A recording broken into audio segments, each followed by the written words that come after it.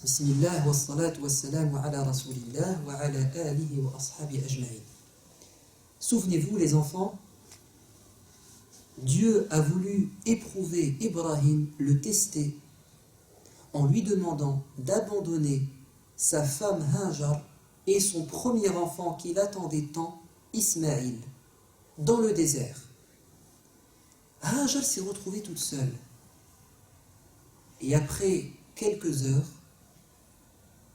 ou quelques jours, elle n'a plus de nourriture, elle n'a plus d'eau. Donc, elle n'a plus de lait pour allaiter son fils, Ismaïl.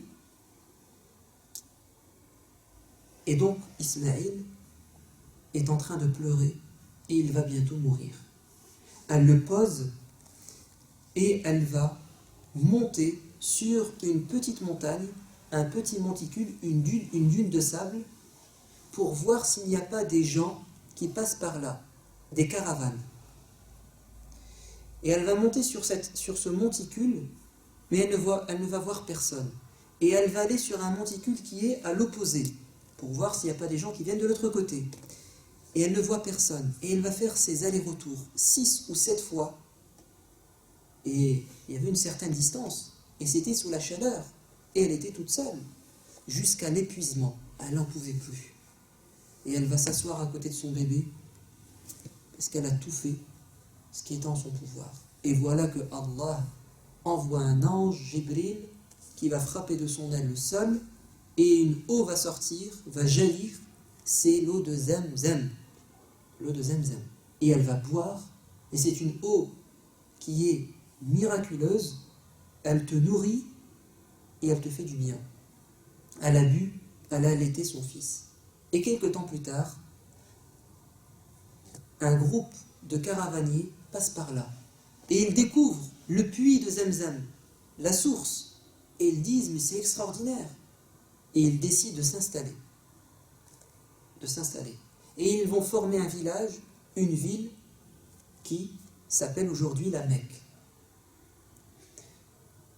Ismaïl grandit et il est seul avec sa mère.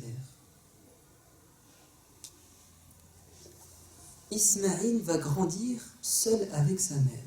À votre avis, est-ce que Ismaïl va profiter de l'absence de son père pour faire la misère à sa mère ou pas?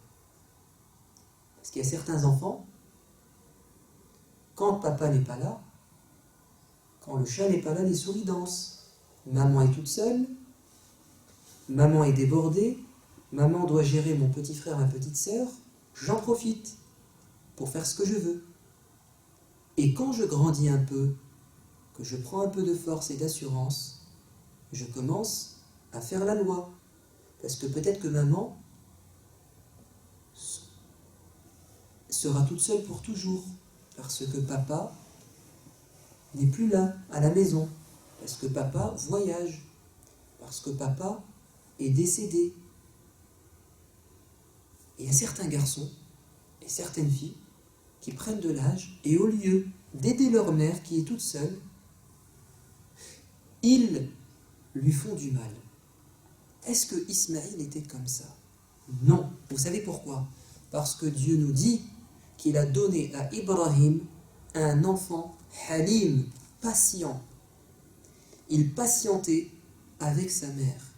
Il patientait malgré l'absence de son père. Et il va grandir auprès de sa maman et c'est lui l'homme à la maison. Il va prendre en charge sa maman. Il va l'aider dans tout. Et c'est pour ça que quand Ibrahim va revenir pour voir son fils et sa femme, il va être extrêmement fier de son fils. Et il est venu le voir quand Balara Sa'i, quand il est devenu autonome. Et vous savez pourquoi le papa était fier? Parce qu'il a trouvé un fils qui a pris soin de sa mère et qui est capable de se prendre en charge. Et si tu veux rendre tes parents fiers de toi, fais ces deux choses. Prends-toi en main, parce que la pire des choses pour tes parents, c'est qu'ils soient toujours derrière ton dos. Il faut qu'ils te disent quand tu dois dormir, quand faire tes devoirs, quand rentrer le soir, quoi regarder à la télé, quel copain choisir. Ce qui vraiment leur fait plaisir, c'est qu'ils te fassent confiance et que tu sois quelqu'un d'intelligent, de mature. Que tu ne sois pas un gamin, une gamine, un enfant, mais qu'ils peuvent compter sur toi. Ça, c'est la meilleure des choses, le plus grand cadeau que tu peux leur faire. Ismaïl retrouve son père. Il ne l'avait jamais connu. Vous imaginez la joie des retrouvailles, évidemment. Mais à peine les retrouvailles se terminent que Allah va éprouver de nouveau Ibrahim et Ismaïl. Allah va demander à Ibrahim d'immoler son fils, c'est-à-dire de le tuer. Ibrahim a fait un rêve. Il a vu quelque chose. Il s'est vu en train d'immoler son fils avec un couteau. Et en se réveillant, il va dire à Ismaïl: ô mon fiston, mon fils que j'aime, voilà ce que j'ai vu. C'est-à-dire, voilà ce que Dieu m'a demandé. Qu'est-ce que tu en penses? Le fils a dit à son père: papa, fais ce que Dieu te demande, je serai patient. Et c'est pour ça qu'il était si fier de lui. Parce que c'était non seulement quelqu'un qui savait se prendre en charge, qui a pris soin de sa maman, mais en plus, un bon musulman. C'était un bon musulman. C'est-à-dire que quand il a su que c'était Dieu qui le demandait, il n'a pas hésité un instant. Et c'est pour ça qu'il était un enfant extraordinaire et ses parents l'aimaient énormément. Et c'est ce que veulent tes parents.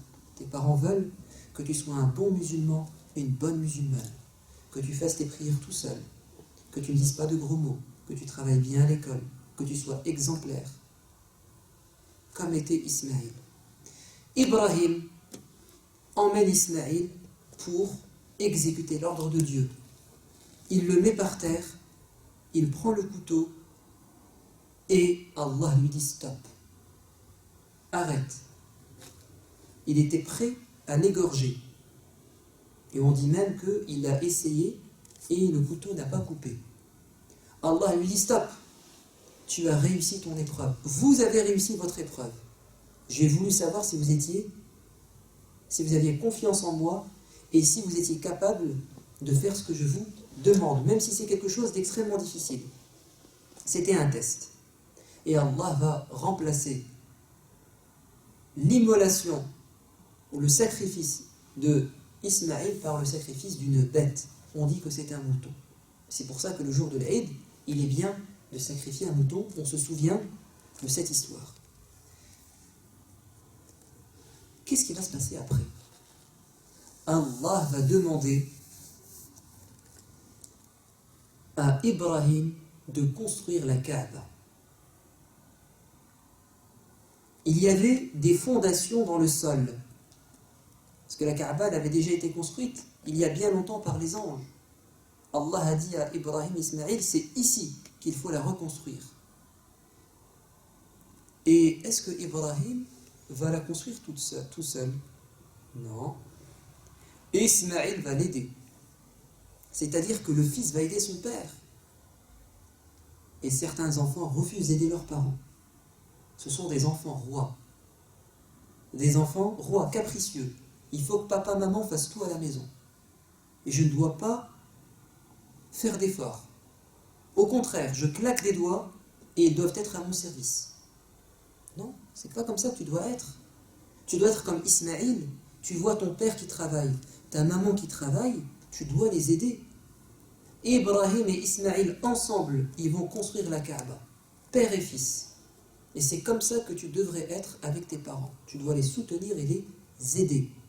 C'est comme ça que tu les rendras heureux. On a retenu de cette belle histoire qui est vraie. Ce n'est pas un conte, ce n'est pas une légende, c'est une histoire vraie rapportée par Dieu dans le Coran. Premièrement, ne désobéis pas à tes parents tant qu'ils te demandent du bien. Et si tu es en désaccord avec tes parents, ne leur manque jamais de respect. Deuxièmement,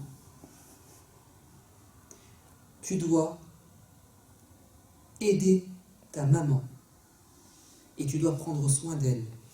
Et si papa n'est pas à la maison, il est occupé ou il n'est plus là, tu dois aider ta maman et ne pas lui compliquer la tâche. Troisièmement, tu dois être quelqu'un d'autonome. Il faut que tu sois capable de te prendre en main. Ne laisse pas tes parents s'épuiser, se fatiguer à toujours te répéter les mêmes choses. Sois un enfant mature et aide-les quand ils ont besoin de toi. Tu seras comme Ismaïl, Inch'Allah, et à bientôt. Wassalamu alaikum wa rahmatullah.